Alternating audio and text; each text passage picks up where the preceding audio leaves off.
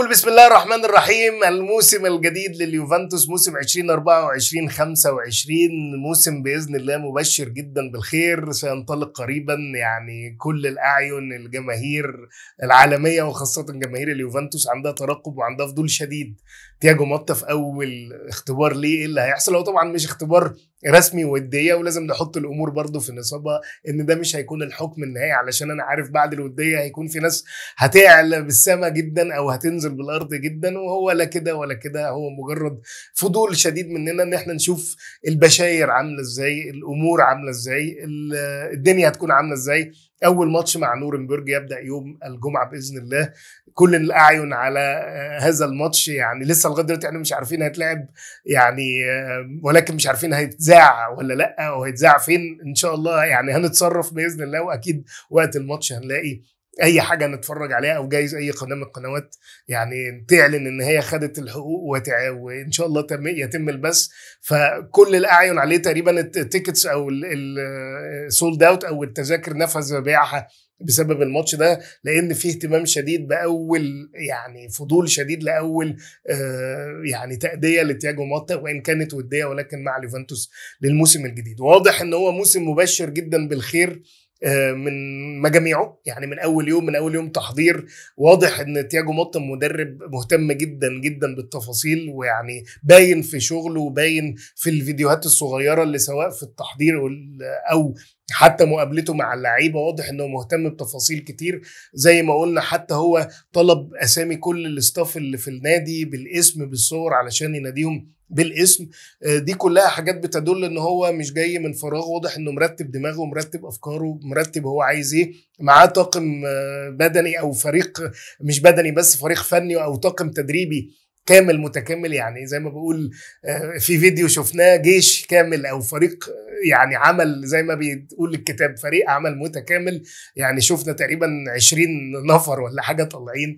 ويمكن هزرت غير يعني كان أليجري ولاندوتشي ومدرب حراس مرمى وسلام عليكم، ناس كتير افتكروا بادوين ومانيانيلي وبتاع. المهم يعني اللي انا قصدي عليه واضح ان فيه اهتمام، يعني زي تخصصيه في مع تياجو موتا، ان هو بيدي كل واحد يعني حقه، عايز يعني يركز على نواحي بعينها.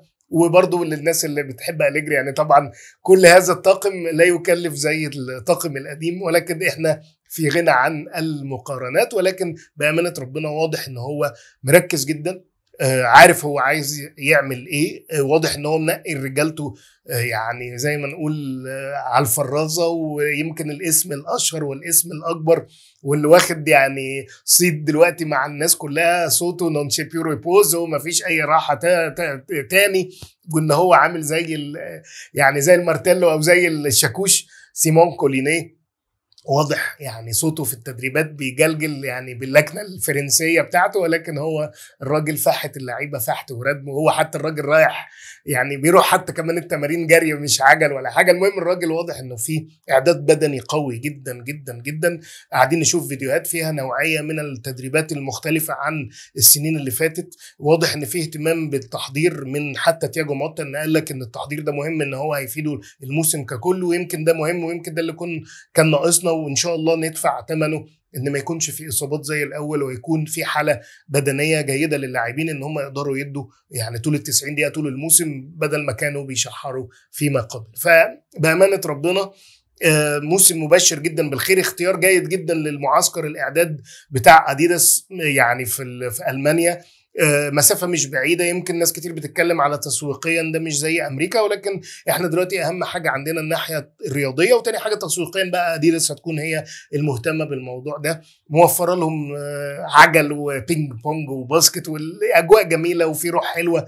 يعني واضح من الفيديوهات اللي احنا شايفينها ان في روح جميله يعني تعم الفريق، وخاصه يعني طبعا بين افراد والطاقم التدريبي وافراد وطاقم اللاعبين هم مع بعض. واهم كمان حاجه اللي يمكن متركز عليها قوي وباين جدا ان فيها روح حلوه، العلاقه بين تياجو موتا وجون تولي. يعني اول مره من فتره، يعني السنه اللي فاتت ما شفناش جون تولي ابدا لابس زي تريننج سوت ونازل جنب ارض الملعب جنب أليجري.